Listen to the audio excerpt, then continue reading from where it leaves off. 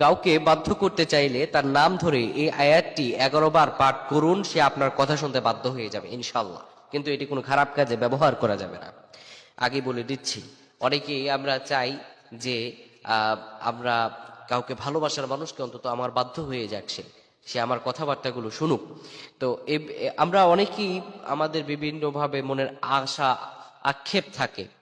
তো কোনো ব্যক্তি এই আয়াতটি যদি তার নাম যখন আপনি পড়বেন, এই আয়াতটি আপনি তার নাম পড়ার আগে 11 বার পাঠ করবেন। এই আয়াতটি হচ্ছে কি, ইন্নাল্লাহা ইয়াসমাউ মাইয়াশা।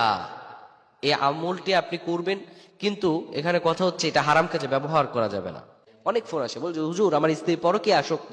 অনেকে বলে হুজুর আমার স্বামী প্রবাস থেকে অন্য নারীদের সাথে কথা বলে।